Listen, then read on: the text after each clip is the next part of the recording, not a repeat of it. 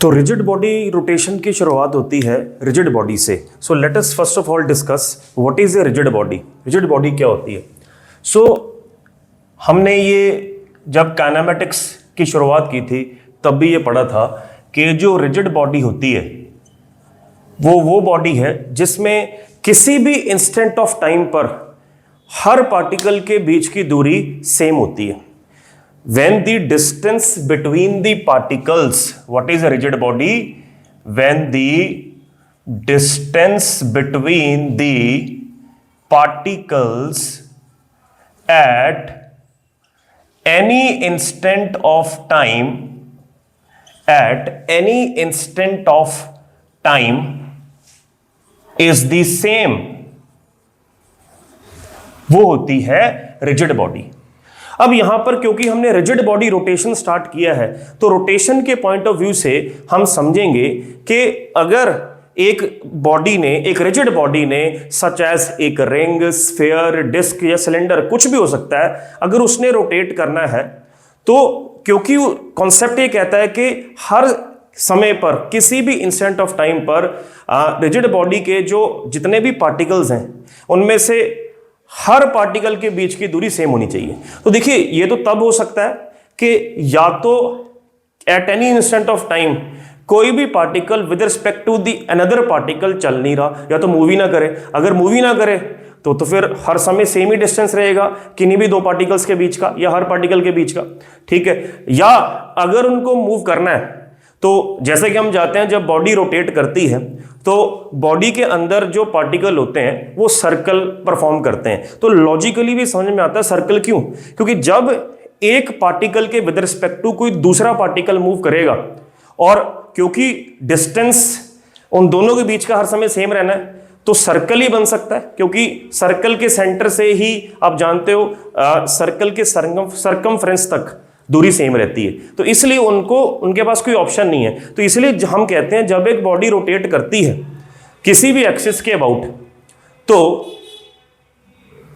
उस बॉडी के अंदर हर एक पार्टिकल सर्कुलर मोशन परफॉर्म करता है। तो आई थिंक आपको लॉजिक समझ में आ गया कि क्यों सर्कल में मूव करेगा। जैसे फॉर एग्जांपल ये कोई भी एक रिजिड बॉडी है, राइट। तो इसमें मैं कोई भी एक पार्टिकल ले लेता हूं, मान लीजिए पार्टिकल ए है ये, राइट। इसके विद रिस्पेक्ट टू हम अगर बाकी सभी पार्टिकल्स का मोशन स्टडी करें, अगर वो रोटेट कर रही है तो मान लेते हैं कोई पार्टिकल यहां बी पर था, राइट, और कोई पार्टिकल सी है। तो बी भी ए के विद रिस्पेक्ट टू अगर इसको किसी भी इंस्टेंट ऑफ टाइम पर डिस्टेंस सेम रखना है तो इसको सर्कल में मूव करना पड़ेगा। यानी कि अगर मैं ए से बी की तरफ एक लाइन को ज्वाइन कर दूं, राइट, और मान लूं कि ये जो लाइन ए बी है वो ओमेगा एंगुलर वेलोसिटी या स्पीड से रोटेट कर रही है, तो बी की वेलोसिटी विद रिस्पेक्ट टू ए किसी भी इंस्टेंट ऑफ टाइम पर उसके परपेंडिकुलर होनी चाहिए, राइट। क्योंकि सर्कल में आपको पता है रेडियस और टेंजेंट के बीच का एंगल क्या होता है, 90 होता है। तो ये वेलोसिटी होगी बी की विद रिस्पेक्ट टू ए। इसी तरह अगर मैं ए से सी की तरफ एक लाइन जोड़ दूं तो कोई ना कोई वेलोसिटी सी की विद रिस्पेक्ट टू ए भी आएगी और वो that has to be perpendicular only. तो ये बन गई velocity of C with respect to A. तो अब ये जो इन दोनों के बीच का जो एंगल बना, कोई भी एंगल बना, मान लीजिए इसको थीटा कह देते हैं, क्लियर है। तो क्या हम ये कह सकते हैं कि रिजिड बॉडी के लिए theta has to remain same, right. क्योंकि देखिए थीटा अगर अलग अलग हो जाएगा, मतलब अगर ये सी वाला पार्टिकल ए के विद रिस्पेक्ट टू ज्यादा तेजी से मूव करने लग पड़ेगा तो ये आगे बढ़ेगा इसके कंपैरेटिवली, तो डिस्टेंस इसका बदलने लग पड़ेगा। तो ऐसा मान लीजिए कि ये दूरी जो है ये फिक्स रखनी है। ये तभी पॉसिबल है जब जितनी ओमेगा से ए बी लाइन रोटेट कर रही है उतनी ही ओमेगा से आपकी ए सी लाइन को रोटेट करना पड़ेगा ताकि एंगल थीटा रिमेन्स कांस्टेंट। सो इन ए नटशेल मैं शॉर्टकट में ये बताना चाहता हूं, आपको ये याद रखना है कि जब भी कोई रिजिड बॉडी रोटेट करती है किसी भी फिक्स एक्सिस के अबाउट तो हर पार्टिकल किसी दूसरे पार्टिकल के with respect to same omega से जाता है ताकि थीटा सेम रहे। थीटा सेम रहेगा तभी at any instant of time किन्हीं दो पार्टिकल्स के बीच की दूरी, हर पार्टिकल के बीच की दूरी सेम रहेगी। तो ये डेफिनेशन के हिसाब से मैंने आपको सिखाया कि जब एक बॉडी जब प्योरली रोटेट करती है तो पार्टिकल्स किस तरह से मोशन करते हैं। चलिए, तो यानी मैं यहां पे ये भी बता देता हूं आपको कि इसमें ऐसा भी नहीं हो सकता कि भाई सी वाला पार्टिकल इधर चला जाए और ए बी इधर आ जाए, तो उनके बीच की जो दूरी है वो कम होने लग पड़ेगी, तो उससे थीटा में फर्क पड़ेगा। तो ये तो हमने देख लिया, ये पॉसिबल ही नहीं है। तो थीटा को कांस्टेंट रखना है, थीटा कांस्टेंट होगा तो हर पार्टिकल का जो ओमेगा होगा वो भी फिक्स होगा, क्योंकि हमने पढ़ा हुआ है सर्कुलर मोशन में कि omega is d theta by d t, right. So if theta will be constant तो उसमें कोई change with respect to time नहीं आएगा, तो ओमेगा नहीं बदलेगा। ओमेगा तभी बदलेगा जब एंगल में कोई ना कोई with respect to time change आया। तो ये आपने याद रखना है कि in pure rotation every particle of a rigid body moves with same omega, right. तो अगर ओमेगा सेम है तो क्या मैं ये कह सकता हूं अल्फा सेम है? डेफिनेटली कह सकता हूं, क्योंकि अल्फा हमने पढ़ा हुआ है D omega by d T. तो अगर ओमेगा सेम है तो अल्फा भी सेम है। तो इन प्योर रोटेशन, तो ये एक पॉइंट हम यहां से कंक्लूड कर सकते हैं, इन pure rotation omega and alpha of each particle remains same. तो ये पॉइंट आपने याद रखना है, ठीक है। आइए आगे बढ़ते हैं।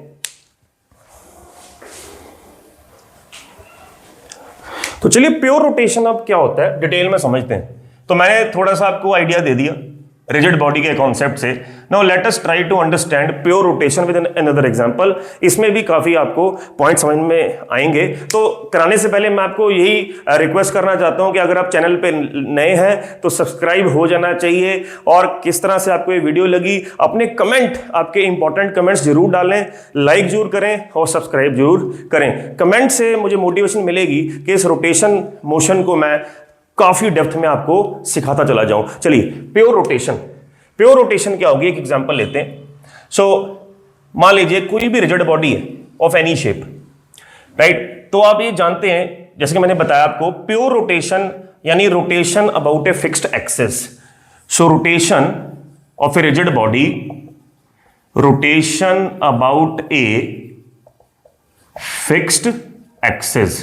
तो एग्जांपल ले रहे हैं, मान लीजिए ये बॉडी, ये हमने एक्सिस ड्रॉ किए, राइट, एक्स वाई जेड। ये बॉडी में वाई एक्सिस फिक्स्ड है। ये मैंने मान लिया कि ये पूरी बॉडी वाई के आसपास ऐसे रोटेट कर रही है या ऐसे कर रही है, इस तरह से एक्सिस वाई के अबाउट रोटेट कर रही है। तो ये इसका ओमेगा हो गया और ये उसका अल्फा हो गया। अभी तक हमने ये सीखा किसी भी रिजिड बॉडी में हर पार्टिकल का ओमेगा और अल्फा क्या होता है, सेम। तो क्योंकि ये पार्टिकल, ये बॉडी सिस्टम ऑफ पार्टिकल्स की बनी होगी, सो बहुत सारे इसमें पार्टिकल्स होंगे। तो मान लीजिए कोई ना कोई पार्टिकल यहां पे भी होगा और एक पार्टिकल यहां पर भी होगा। तो मैंने आपको ये बताया कि रोटेशन में हर पार्टिकल क्या परफॉर्म करेगा, circular motion, depending on the distance of the particle from the axis of rotation. Axis of rotation से क्योंकि डिस्टेंस अलग अलग होंगे तो हर पार्टिकल अलग अलग रेडियस के सर्कल बनाएगा, राइट। तो ये इस पार्टिकल का सर्कल बन गया और ये इस पार्टिकल का सर्कल बन गया। So let us suppose this is particle P1 and this is particle P2। तो हर पार्टिकल का जो परपेंडिकुलर डिस्टेंस बनेगा एक्सिस ऑफ रोटेशन से, वो उसका रेडियस होगा, perpendicular distance. So let us suppose इसका R1 हो गया, इसका R2 हो गया। ठीक है जी, समझ में आ गया। तो जो पार्टिकल एक्सिस ऑफ रोटेशन पे फिक्स रहेगा उसका कोई परपेंडिकुलर डिस्टेंस नहीं बनेगा। अगर नहीं बनेगा वो हमेशा एट रेस्ट रहेगा। तो फर्क नहीं पड़ेगा कि बॉडी तो रोटेट कर रही है, लेकिन जो पार्टिकल्स एक्सिस के ऊपर फिक्स रहेंगे वो एट रेस्ट माने जाएंगे, राइट। बाकी के सर्कल में मूव करते चले जाएंगे। सो आप देखते हैं किस तरह के सवाल आपके रिस्पेक्टिव कंपटीशन में बनते हैं प्योर रोटेशन की डेफिनेशन से ही, चाहे वो एडवांस हो, चाहे वो नीट हो, चाहे जेडब्ल्यू मेन हो, राइट। तो XYZ कोई भी एग्जाम हो सकता है, बिट्स पिलानी हो या स्टेट लेवल का एग्जाम हो, तो किसी में भी ये ऑब्जेक्टिव का अच्छा क्वेश्चन बन सकता है, ध्यान दीजिएगा, राइट। तो मान लीजिए आपको पूछे अब हर पार्टिकल को ओमेगा अल्फा तो सेम है। अब ये सर्कल में जा रहा है, राइट। सर्कल में जाने के लिए सेंट्रीपिटल फोर्स भी चाहिए, राइट। तो सेंट्रीपिटल एक्सेलरेशन भी होगी, टुवर्ड्स द सेंटर होगी। तो अगर इस पार्टिकल की सेंट्रीपिटल एक्सेलरेशन निकालनी हो तो AC1 हमने फॉर्मूला पढ़ा हुआ है, क्या फॉर्मूला होता है, R ओमेगा स्क्वायर। तो इस पार्टिकल का R होगा R1 और हर पार्टिकल का ओमेगा तो सेम होगा जो बॉडी का है, तो R1 ओमेगा स्क्वायर इस पार्टिकल की सेंट्रीपिटल एक्सेलरेशन आ गई।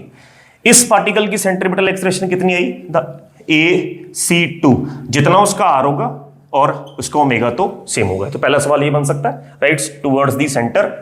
फिर ये जो सर्कल बने हैं ये ऐसे हॉरिजॉन्टल प्लेन में बने हैं, राइट। तो ऐसे मान लीजिए कि जो इसका टेंजेंट बनेगा, अगर क्योंकि अल्फा है तो इसकी AT भी बनेगी। AT का फॉर्मूला क्या होता है टेंजेंशियल एक्सेलरेशन का, R इंटू अल्फा, राइट। तो टेंजेंट बनेगा अंदर की तरफ, तो अंदर को रिप्रेजेंट करने के लिए मैं एक क्रॉस साइन लगा देता हूं और ऐसे मान लेता हूं ये इस पार्टिकल की AT हुई, यानी AT1 ऐसे क्रॉस लगा दिया, और ये इस पार्टिकल का AT2 हुआ। तो ये निकालना है, तो चलिए AT1 is R alpha, that is R1 into alpha, alpha भी हर पार्टिकल का सेम है, and AT2 is R2 into alpha. ये दूसरा क्वेश्चन बन सकता है। तो अगर AT और AC है किसी भी इंस्टेंट ऑफ टाइम पर पार्टिकल के पास AT और AC है, तो रिजल्टेंट एक्सेलरेशन क्या बनेगी, क्योंकि टेंजेंट और रेडियस परपेंडिकुलर बनेंगे हमेशा, तो दो वेक्टर्स जब 90 पे होंगे तो रिजल्टेंट कैसे निकालोगे, तो ये तीसरा न्यूमेरिकल बनता है A net is equal to A square T plus A square C। तो ऐसे आपने रिजल्टेंट निकालनी है एक्सेलरेशन किसी भी पार्टिकल की, ये लगा के। ये तीन न्यूमेरिकल बन गया आपको। और क्या चीजें पूछी जा सकती हैं, आपको इस पार्टिकल की लीनियर स्पीड पूछ सकते हैं। तो जैसा कि हम जानते हैं लीनियर स्पीड का फॉर्मूला क्या होता है, R ओमेगा। तो पहले पार्टिकल का बन गया R1 इंटू ओमेगा, दूसरे पार्टिकल का बन गया R2 इंटू ओमेगा। चौथा क्वेश्चन ये आ सकता है। अब ध्यान देने वाली बात है, मैं आपसे अगर सवाल करूं कि जैसे कि आपने देख लिया ओमेगा कांस्टेंट है, अगर मैं स्पीड की बात करूं, किसी भी पार्टिकल की स्पीड की बात करूं तो ओमेगा तो कांस्टेंट है। तो पहले पार्टिकल के लिए जो V1 बनेगा वो बन जाएगा प्रोपोर्शनल टू R1, दूसरे के लिए प्रोपोर्शनल टू R2। सिमिलरली अगर मैं एक्सेलरेशन की बात करूं तो इसमें क्योंकि ओमेगा कांस्टेंट है, ओमेगा कांस्टेंट है, अल्फा कांस्टेंट है, अल्फा कांस्टेंट है, तो सेंट्रीपिटल एक्सेलरेशन भी पहले पार्टिकल की प्रोपोर्शनल टू R1 आ जाएगी, दूसरे पार्टिकल की प्रोपोर्शनल टू R2। इसी तरह टेंजेंशियल एक्सेलरेशन पहले पार्टिकल की प्रोपोर्शनल टू R1 आ जाएगी और दूसरे पार्टिकल की प्रोपोर्शनल टू R2 आ जाएगी। तो यहां से हम एक चीज कंक्लूड कर सकते हैं कि जैसे कि आपने देखा, जो पार्टिकल नजदीक है वो छोटा सर्कल बना रहे हैं, जो पार्टिकल दूर है बड़ा सर्कल बना रहे हैं। तो लेकिन ओमेगा अल्फा सेम रखना है। तो देखिए ईश्वर ने क्या खेल रचाया, राइट। कई बार आपने देखा होगा जो बंदा कई बार कम पैसे वाला होता है, लेकिन ईश्वर ने उसको एक ऐसा टैलेंट दिया होता है, ऐसा हुनर दिया होता है कि वो काफियों को पीछे छोड़ जाता है। तो यही बात यहां पे देखने को आती है कि हमें ऐसा लगेगा कि भाई जो तो पास है उनके लिए तो प्लस पॉइंट है, जो दूर है उनके लिए पार्शियलिटी। ऐसा नहीं है। तो जितने दूर पार्टिकल होंगे ईश्वर ने उनको अलग से एक एक्स्ट्रा चीज दी है। वो एक्स्ट्रा चीज क्या दी है, स्पीड। क्योंकि देखिए यहां से समझ में आ रहा है जितना R ज्यादा होगा, यानी जितना पार्टिकल एक्सिस ऑफ रोटेशन से दूर होगा उतनी हर पार्टिकल की स्पीड ज्यादा होगी, या जितना R ज्यादा होगा उसका एक्सेलरेशन भी ज्यादा होगा, जितना R ज्यादा होगा उसकी टेंजेंशियल एक्सेलरेशन भी ज्यादा होगी, यानी सब कुछ ज्यादा होगा। सो जितना पार्टिकल एक्सिस ऑफ रोटेशन से दूर है उसका इन चारों में सब कुछ ज्यादा है। तो फिर आपको लगेगा चाहे वो बड़ा सर्कल बना रहा है, ठीक है, जैसे हुसैन बोल्ट है, राइट, तो क्योंकि ईश्वर ने उसको एक्स्ट्रा स्पीड बख्शी है, राइट, तो फिर फर्क नहीं पड़ता कि जो एक छोटे सर्कल में जाएगा बंदा रिले रेस में, तो वो चाहे बड़ा सर्कल में भी जाए, तो क्योंकि उसको एक्स्ट्रा एक हुनर बख्शा है, स्पीड बख्शी है, तो वो सेम टाइम में वो चीज कवर कर लेगा। यानी हमें एक क्वेश्चन बनता है हमारा, आपको पूछ सकते हैं कि चाहे ये पार्टिकल्स अलग अलग सर्कल में जा रहे हैं, अलग अलग रेडियस बना रहे हैं, तो क्या इनका टाइम पीरियड का मतलब यहां चलने से वापस यहीं पर आना क्या अलग अलग होगा, सेम होगा, बिकॉज टाइम पीरियड का फॉर्मूला हम पढ़ चुके हैं 2π/ω। क्योंकि ओमेगा हर एक का सेम है तो टी आपका सेम ही होगा। तो उसको वो टी सेम कंपनसेट कैसे हो रहा है कि जो दूर पार्टिकल है उसका सारा कुछ ज्यादा, उसकी स्पीड ज्यादा, वो ज्यादा तेज वो कवर कर रहा है, ठीक है, क्योंकि उसको डिस्टेंस ज्यादा कवर करना है। तो I hope it is clear. तो प्योर रोटेशन में से ये 6-7 क्वेश्चन ये बनते हैं। तो मैं एक जाते एक और एग्जांपल देके जाता हूं, वीडियो के एंड तक जरूर बने रहिएगा। Just a minute. यस, मान लीजिए एक न्यूमेरिकल आ गया आपको, एक रिजिड बॉडी है, उसमें ये 2 पार्टिकल्स मैंने मान लिए ए और बी, ठीक है। तो हमने ये चीज पढ़ ली है कि किसी भी इंस्टेंट ऑफ टाइम पर किसी भी एक पार्टिकल का दूसरे पार्टिकल के with respect to distance same होगा और ओमेगा वगैरह भी सेम होगा, सभी का अल्फा भी सेम होगा, ये पढ़ चुके हम। तो मान लीजिए सवाल आ जाए, ये पार्टिकल इतने वेलोसिटी से ऐसे जा रहा है, ये पार्टिकल इतनी वेलोसिटी से नीचे आ रहा है, ये एंगल्स गिवन है।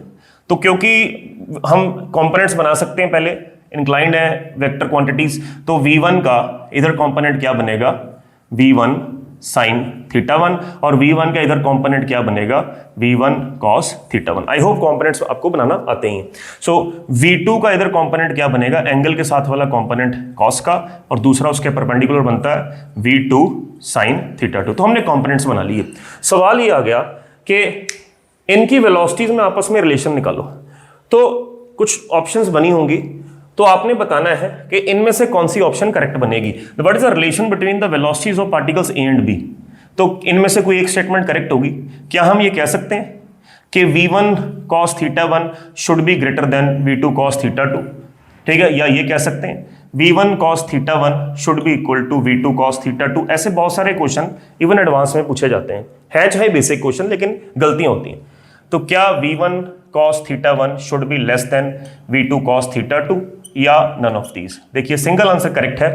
तो देखिए केवल रिजिड बॉडी की डेफिनेशन हम ये कह सकते हैं कि इसका आंसर ये बनना चाहिए। क्यों?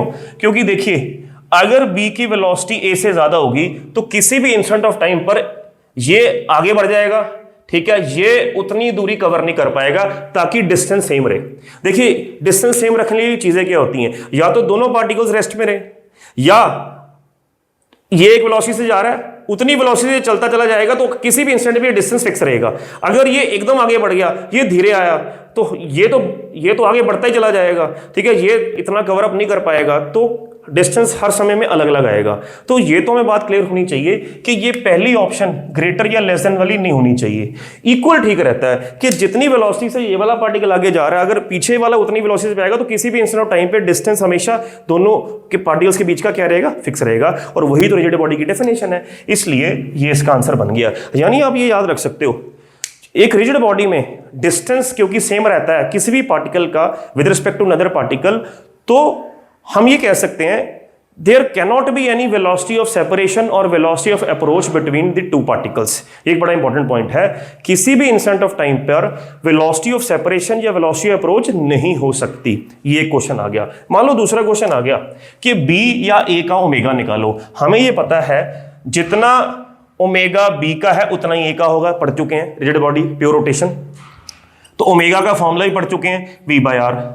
तो v यहां पर क्या है, b की ये वेलोसिटी और ये वेलोसिटी लेनी पड़ेगी, क्योंकि जब रोटेशन की बात करते हैं तो हम परपेंडिकुलर कंपोनेंट लेते हैं। क्यों? क्योंकि सर्कल में जाते हैं पार्टिकल्स, आपको बताया हुआ है। तो फिर इसकी वेलोसिटी भी इधर है, इसकी भी, तो आपको रिलेटिव वेलोसिटी लेनी पड़ेगी।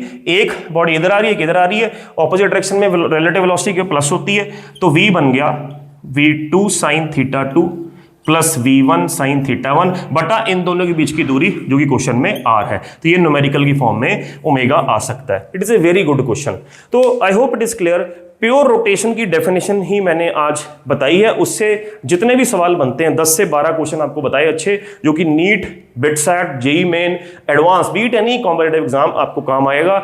वीडियो कैसी लगी जरूर अपने कमेंट डालिए। आपके कमेंट ही मुझे मोटिवेट करेंगे कि रोटेशन को मैं इतनी गहराई से पढ़ा डालूं कि आपको कभी दिक्कत ना आए रोटेशनल मोशन में और बाकी चैप्टर्स में भी। धन्यवाद।